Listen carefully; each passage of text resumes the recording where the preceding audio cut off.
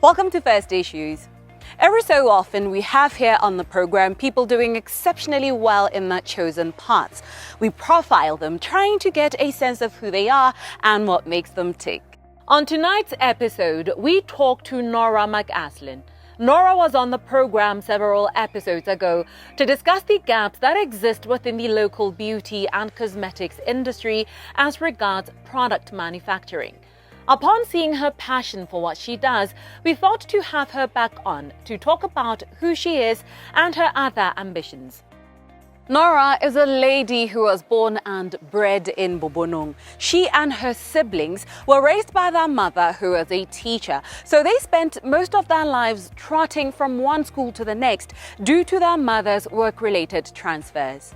She later on graduated from the University of Botswana in 2009 with a Bachelor of Arts degree. Norah says she's a businesswoman, a model, a pageant queen and runway coach, an assistant pastor at her church, and a radio and television host. But before all that, she's a wife and a mother to 2 young children. That seems like quite a lot to manage, seeing that a day only has 24 hours. So how does she do it? She's here to talk about all that makes her who she is.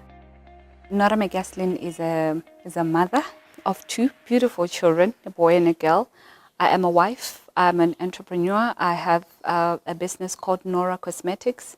I also have a movement or an association called Hiding Behind the Mask. That is where I do my transformational speaking. I'm a radio and TV personality. I'm an assistant pastor. I'm a model and a beauty queen. I'm a child of God above all. And I call myself a village girl from Bobonong, mainly because I am from Bobonong and I grew up in the village. All my life I've been in the village.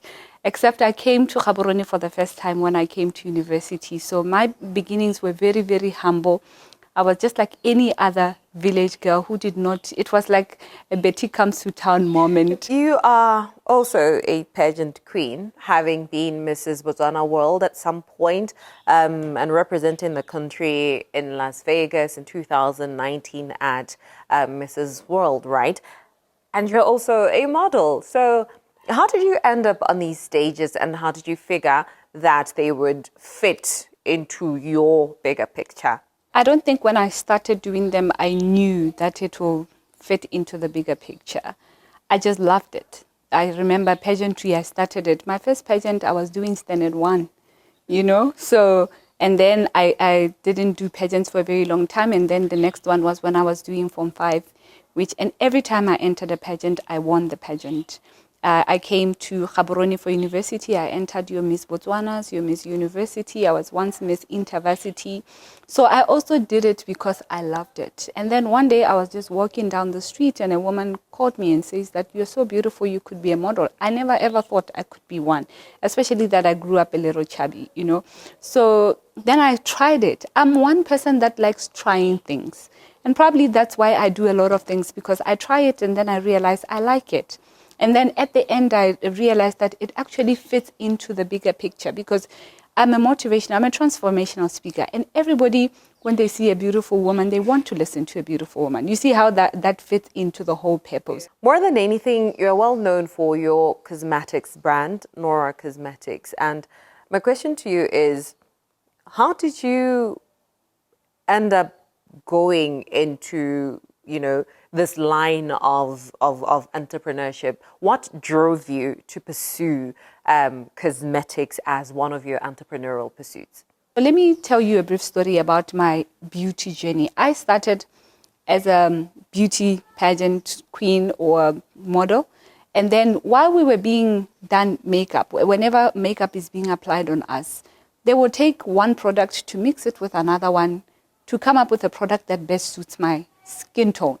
It has always fascinated me. Like, hasn't anyone ever thought of a color that best suit us? And then I researched about makeup and found out that this makeup was actually, it's made overseas, and they don't understand the weather, they don't understand our skin tone, and it's just something that started there. So they just decided, because we are here, we don't know anything about it, and then they just made dark colors. And I thought, that is a market that is untapped. So that's how I ended up in the makeup. That now when I was starting to research more about makeup, where does it originate from? How can I bring a product that is specifically for women of African descent? And it led me to this journey, and I love it so much.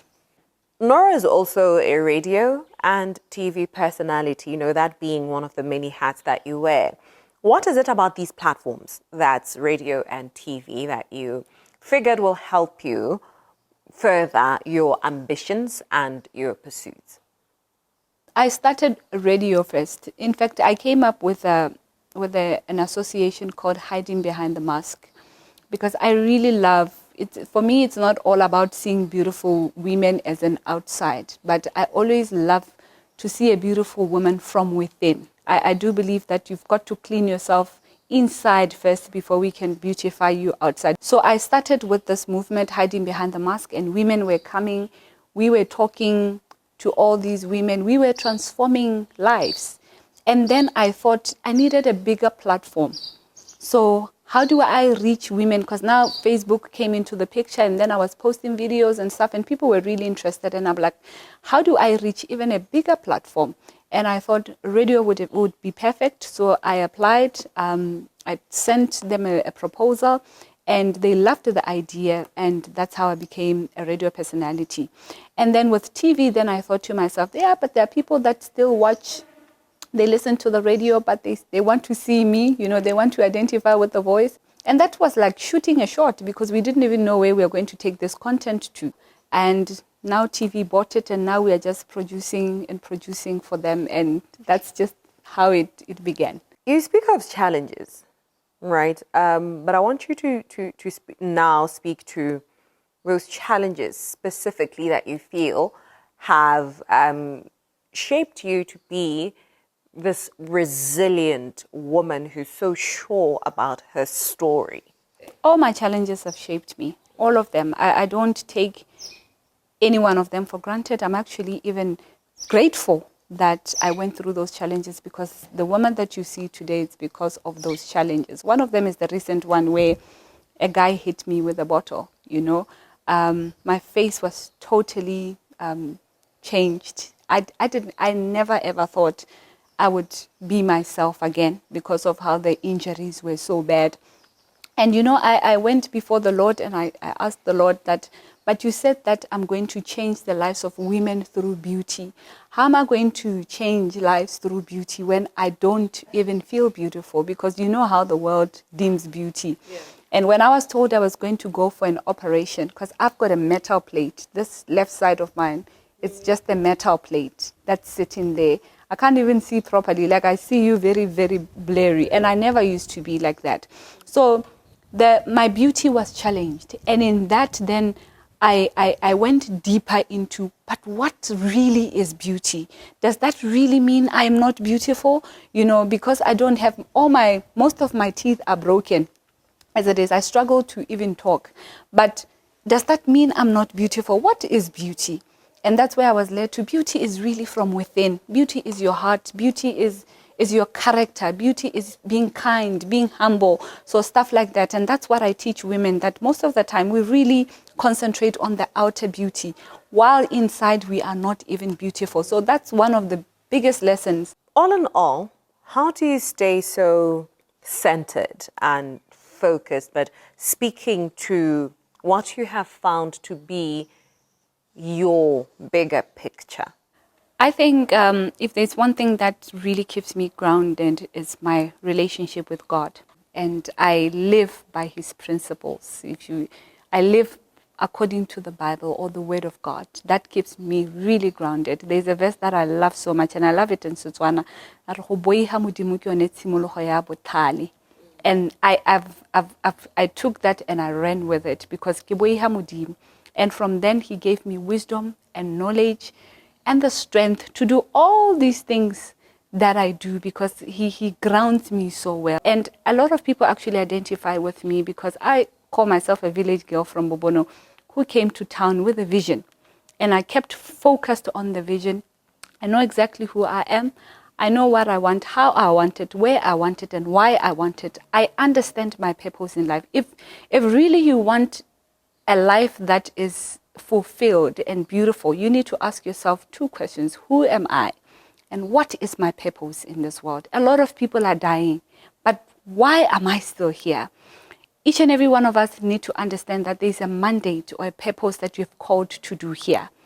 And when you search for it, you will find it. And that's exactly what I did. I think even if I was to die today, I'll die with a smile on my face because I know I'm walking exactly where He wants me to walk.